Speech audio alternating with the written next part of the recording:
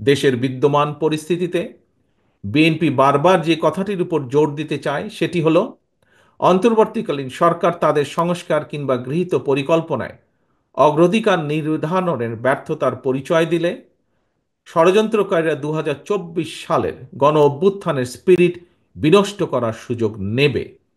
এরই মধ্যে তারা একাধিকবার দেশে অস্থিতিশীল পরিবেশ তৈরির অপচেষ্টা চালিয়েছে।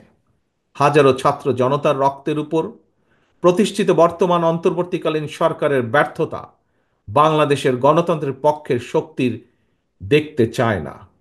এ কারণেই জনগণের পক্ষের রাজনৈতিক দল হিসেবে বিএনপি অন্তর্বর্তীকালীন সরকারের প্রতি সমর্থন অব্যাহত রেখেছে। প্রিয় দেশবাসী, রাষ্ট্র এবং সরকারের বিদ্যমান বিধি ব্যবস্থা নিয়ে তরুণদের মনে অনেক প্রশ্ন রয়েছে এবং আমরা মনে করি এই প্রশ্নগুলো থাকাটাই স্বাভাবিক। 2009 সাল থেকে এ পর্যন্ত ভোটার তালিকায় প্রায় 3.5 কোটি ভোটার যুক্ত হয়েছে। তারা ভোটার হলেও আজ পর্যন্ত তারা একটি জাতীয় নির্বাচন কিংবা স্থানীয় নির্বাচনে ভোট দিতে পারেনি। তারা পারেনি নিজেদের পছন্দের প্রার্থীকে ভোট দিয়ে জনপ্রতিনিধি নির্বাচিত করতে, অথবা ইচ্ছা থাকলেও তারা কেউ নিজেরাও জনপ্রতিনিধি নির্বাচিত হবার সুযোগ পায়নি। সুতরাং রাষ্ট্র ও রাজনীতি, সরকার প্রচলিত বিধি ব্যবস্থার সংস্কার করে আরো উন্নত এবং টেকসই বিধি ব্যবস্থার পক্ষে ছাত্র ও তরুণরা অবস্থান নেবে সমাজ পরিবর্তনের লক্ষ্যে। দেশের তরুণ জনগোষ্ঠী ভূমিকা রাখবে, এটিই স্বাভাবিক, এটিই তারুণ্যের ধর্ম। দেশে প্রয়োজনে আরো নতুন রাজনৈতিক দলের উত্থান ঘটবে, এটিই গণতান্ত্রিক রীতি।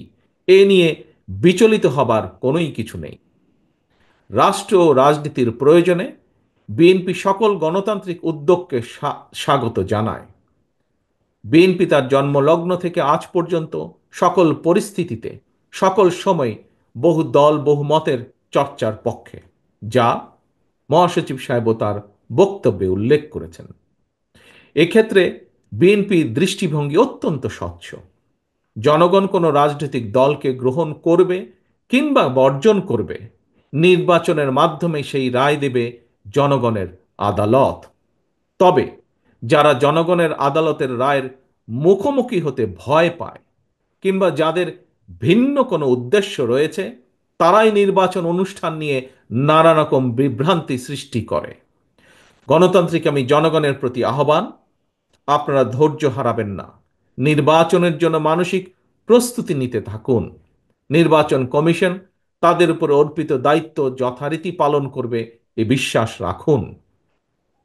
বিএনপির নেতাকর্মী সমর্থকদের প্রতি আহ্বান জানিয়ে বলতে চাই, আপনারা অপপ্রচারে বিভ্রান্ত হবেন না, বরং সতর্ক থাকবেন।